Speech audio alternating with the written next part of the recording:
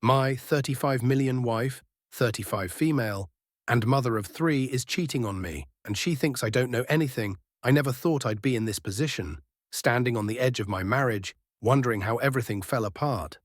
My wife, the woman I've loved for over a decade, the mother of our three kids, has been cheating on me. And the worst part? She thinks I don't know anything. It started with little things, things I brushed off at first because I didn't want to believe there was something wrong. We've been married for 12 years, built a life together, gone through our ups and downs like any couple. But this is different. Looking back, the signs were there, but I ignored them. I told myself I was being paranoid, that there was no way she could be doing something like this. But deep down, the doubt started to creep in, slowly eroding the trust I thought we had. It began with her phone. I know, classic, right?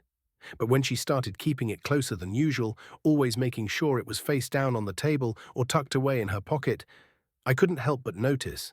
She'd get text messages late at night, her phone lighting up, and she'd glance at it before quickly putting it away, saying it was just a friend. At first, I didn't question it. We've always had separate friends, and I trusted her. But as the weeks went on, it became harder to ignore. She started going out more, dinners with friends, weekend getaways, work events that she never really talked about. It wasn't like her to be so secretive, but every time I asked, she had a perfectly reasonable explanation. Oh, I'm just catching up with an old friend, or it's just a work thing, nothing exciting. I wanted to believe her. I needed to believe her. After all, we had 3 kids together. We'd built a life, a family. But something in her tone, the way she'd avoid eye contact when I asked about her night, set off alarms in my head. One night, while she was in the shower, I did something I never thought I'd do. I looked at her phone. I'm not proud of it, but at that point I was desperate for answers. I opened her messages, and there it was. Texts from someone I didn't recognize. The conversations were vague, but there was a clear flirtatious undertone. They talked about meeting up, inside jokes I wasn't a part of, and plans for the future. My heart dropped. I felt sick to my stomach, but I didn't confront her then. I needed to be sure. Over the next few weeks, I paid closer attention. I started noticing the patterns, how she'd leave the room to take calls, how she'd suddenly have plans that didn't involve me, how she'd seem distant when we were alone together. I could feel her pulling away, but whenever I tried to talk to her about it, she'd brush it off, saying I was imagining things. The final straw came on a night I'll never forget. She told me she was going out with some friends for dinner, and I pretended not to think anything of it. But something felt off. I couldn't shake the feeling that this was more than just a casual dinner. I told her to have fun, kissed her on the cheek, and watched her leave. The minute the door closed behind her, I made a decision. I was going to follow her. I grabbed my keys, waited a few minutes, and then drove to the restaurant she said she'd be at. But when I got there, she wasn't inside.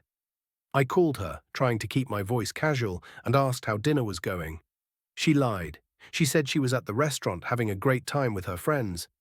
But I was parked right outside, and she wasn't there. My chest tightened as I realized the full extent of her betrayal. I didn't confront her that night. Instead, I drove back home, sat on the couch, and tried to make sense of everything. I wanted to scream, to yell, to throw something, but instead I just sat there in silence, staring at the walls of the home we'd built together. Our kids were asleep upstairs, blissfully unaware of the storm brewing beneath the surface. And I, their father, was left to grapple with the reality that the woman I loved, the woman I thought I'd grow old with, was lying to me. She came home later that night, acting like nothing was wrong. She kissed me on the cheek, asked me about my day, and went upstairs to bed. I followed her, numb, trying to figure out what to do next. I could have confronted her right then and there, but I didn't. I don't know why. Maybe I was afraid of what she'd say, afraid to hear the truth from her lips. Maybe I wasn't ready to face the reality of my crumbling marriage. Days turned into weeks, and I carried this secret with me, pretending everything was fine, while my insides twisted with anger and betrayal. Every time she smiled at me, every time she kissed me, it felt like a knife in my heart. How could she act so normal, like everything was okay? Did she really think I didn't know? Did she believe I was that blind, that naive? I started noticing other things, small details that added up. She'd come home smelling like a cologne that wasn't mine. There were unexplained charges on her credit card, late-night texts from friends she never mentioned before. And every time I questioned her, she had an excuse, a lie to cover her tracks. Our intimacy dwindled to almost nothing. She was always too tired or not in the mood, and when we did have sex, it felt mechanical, distant. I could tell her mind was somewhere else, probably with him. It was like she had already checked out of our marriage, but for some reason she stayed. Maybe she didn't want to disrupt the life we'd built, or maybe she thought she could have it both ways. Her family and her affair. I didn't want to believe it, but I knew the truth. I could see it in the way she looked at me, the way she avoided real conversations. She was living a double life, and I was the fool who pretended not to notice. But I did notice. I saw everything. And as much as it hurt, I knew I couldn't keep living like this. I couldn't keep pretending that our marriage was fine, that we were still the same couple we once were. The love I had for her, the trust, it was all being eaten away by her lies, by her betrayal. One night, I finally reached my breaking point. The kids were asleep, and we were sitting on the couch, watching TV. I turned to her, looked her in the eyes, and asked, "Are you cheating on me?" The room went silent. She stared at me, shocked, as if I had just accused her of something unthinkable. But I saw it in her face, the flash of guilt, the moment of hesitation. She didn't deny it right away. Instead, she looked down at her hands, avoiding my gaze. That was all I needed to know. She didn't have to say the words. Her silence was enough. My heart shattered in that moment, and all the anger, the pain, the frustration I had been holding in for weeks came rushing to the surface. "How long?" I asked, my voice trembling with barely controlled rage. She still didn't answer. Tears filled her eyes, but they weren't the tears of someone caught in a lie.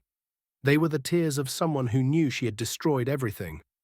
"Was it worth it?" I asked, my voice breaking. Was he worth throwing away everything we had?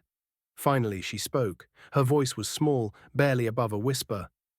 "I'm sorry," she said, but the words felt empty, meaningless. Sorry wasn't going to fix the betrayal, the lies, the months of deceit. I got up, walked out of the room, and went upstairs to check on our kids. They were still asleep, unaware of the chaos unfolding downstairs. As I looked at their peaceful faces, I realized that this wasn't just about me and her anymore. It was about them, about the life we had built together, and how it was all falling apart. I don't know what happens next. Part of me wants to fight for my marriage, for the sake of our kids, for the life we've shared. But another part of me wonders if there's anything left to fight for. The trust is gone, shattered into a million pieces, and I don't know if it can ever be put back together. She still thinks I don't know everything, that I only suspect. But the truth is, I've known for a long time. I've just been waiting for her to admit it, to tell me the truth. But maybe that's asking too much from someone who's been lying for so long. In the end, I'm left with a choice, to confront her fully and demand the truth, or to walk away from this mess and start over. Either way, the damage is done, and I'm not sure if our marriage can survive this. I thought we'd be together forever, that we'd grow old side by side. But now all I see when I look at her is the woman who broke my heart, who betrayed our family, and I don't know if I'll ever be able to forgive her for that.